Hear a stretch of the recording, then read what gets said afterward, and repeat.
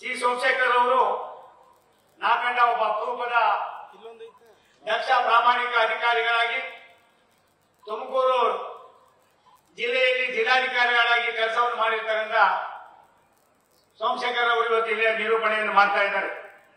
ನಾನು ಜಿಲ್ಲಾಧಿಕಾರಿಗಳಿಗೆ ಜಿಲ್ಲಾಡಳಿತ ದಯಮಾಡಿ ಕೆಳಗಡೆ ಇದ್ರೆ ವೇದಿಕೆ ಮೇಲೆ ಬರಬೇಕು ಅನ್ನುವ ಮನವಿಯನ್ನ ಈ ಕ್ಷೇತ್ರದ ಒಬ್ಬ ಲೋಕಸಭಾ ಸದಸ್ಯನಾಗಿ ಮಾಡ್ತಾ ಇದ್ದೀನಿ. ದಯಮಾಡಿ ಜಿಲ್ಲಾಡಳಿತ ಜಿಲ್ಲಾಧಿಕಾರಿಗಳು ಮತ್ತೆ ಇನ್ನಿತರ ಇದ್ರೆ ದಯವಿಟ್ಟು ವೇದಿಕೆ ಮೇಲೆ ಬರಬೇಕು ಅನ್ನುವ ಮನವಿಯನ್ನು ಮತ್ತೊಮ್ಮೆ ಮಾಡೋದಕ್ಕೆ ಇಷ್ಟಪಡ್ತೀನಿ.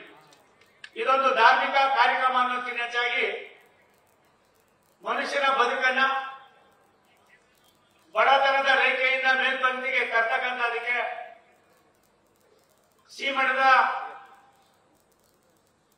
ಇತಿಹಾಸ, ಶ್ರೀಮಠದ ದೂರದೃಷ್ಟಿಯ ಚಿಂತನೆ ಇಡೀ ವಿಶ್ವಕ್ಕೆ ಪರಿಚಯ ಇರತಕ್ಕಂಥದ್ದು.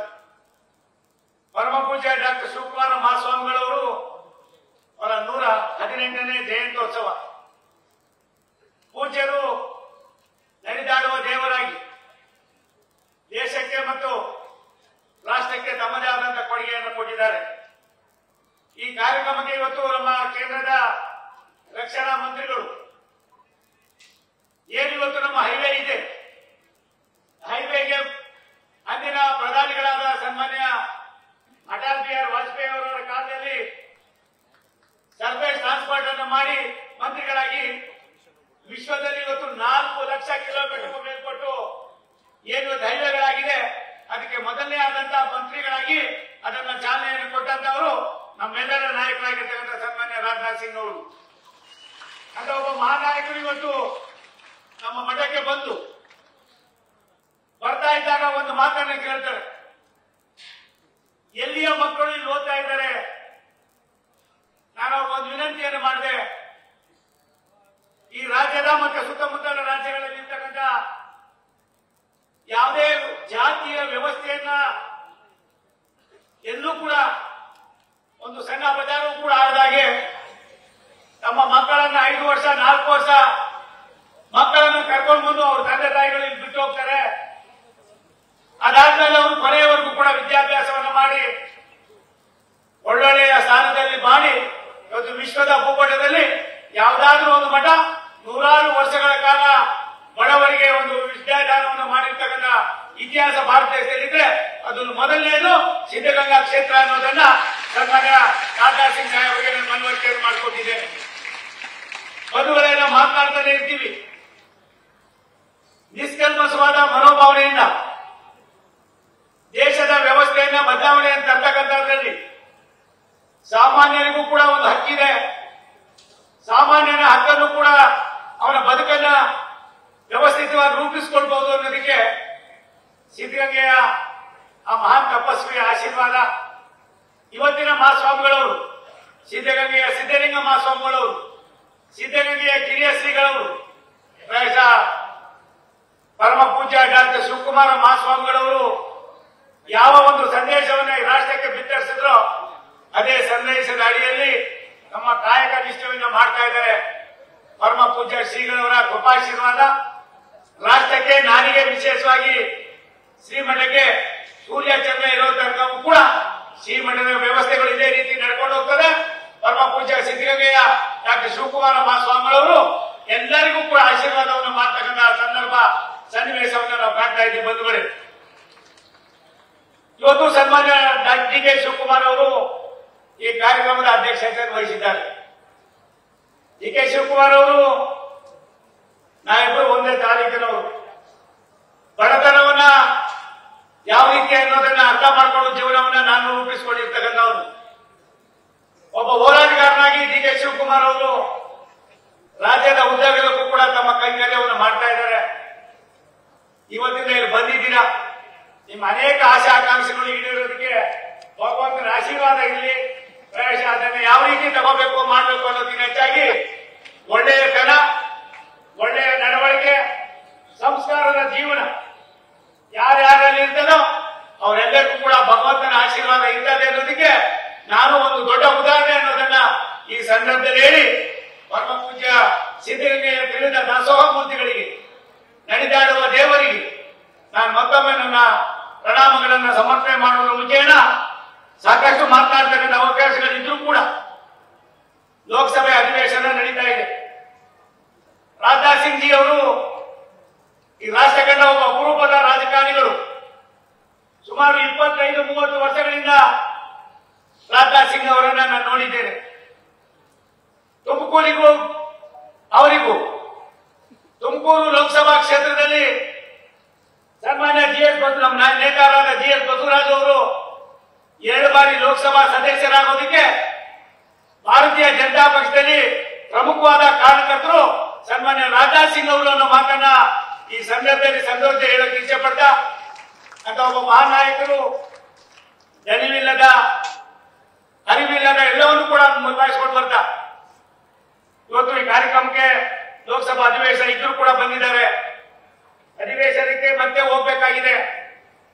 ಹೇಳ್ತಾ ಬರ್ತಾ ಇದ್ರು 1 मिनट भी मुझे लेट नहीं होना चाहिए. मैं भारत सरकार का भी लोकसभा चल रही उधर जाना पड़ेगा. इसलिए मैं राजनाथ सिंह जी को मैं बहुत बहुत धन्यवाद समर्पित करता हूं. ये देश में नरेंद्र मोदी जी ಈ ರಾಷ್ಟ್ರದ ಪ್ರಧಾನಿಗಳಾಗಿ ಭವಿಷ್ಯದ ಭಾರತವನ್ನು ರೂಪಿಸತಕ್ಕಂಥದ್ರಲ್ಲಿ ಸನ್ಮಾನ್ಯ ರಾಜನಾಥ್ ಸಿಂಗ್ ಅವರ ಕೊಡುಗೆ ಅಪಾರವಾದದ್ದು ಅನ್ನೋ ಮಾತನ್ನ ಈ ಸಂದರ್ಭದಲ್ಲಿ ಹೇಳಿ ಶ್ರೀಮಠದ ಶ್ರೇಯೋಭಿವೃದ್ಧಿಯಲ್ಲಿ ಭಾರತ ಸರ್ಕಾರ ಸದಾ ಇರ್ತದೆ. ಪರಮ ಪೂಜ್ಯ ಶ್ರೀಗಳವರ ಕೃಪಾಶೀರ್ವಾದ ಸದಾ ನಮ್ಮೆಲ್ಲರ ಮೇಲೆ ಇರಲಿ ಅನ್ನೋ ಪ್ರಾರ್ಥನೆಯನ್ನು ಮಾಡಿ ಶಿವಕುಮಾರ್ ಅವರು ಮಾತನಾಡಿದ ಮೇಲೆ ರಾಜನಾಥ್ ಸಿಂಗ್ ಅವರು ಮಾತನಾಡ್ತಾರೆ.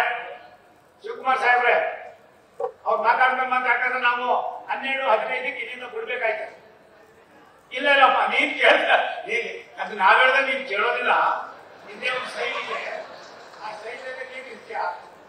ಹಾಗಾಗಿ ಒಂದು ಸತ್ಯ, ಭಗವಂತನ ಹತ್ತಿರಕ್ಕೆ ಯಾರು ಬರ್ತಾರೋ ಅವ್ರಿಗೆಲ್ಲರೂ ಕೂಡ ಭಗವಂತ ಆಶೀರ್ವಾದ ಮಾಡ್ತಾರೆ.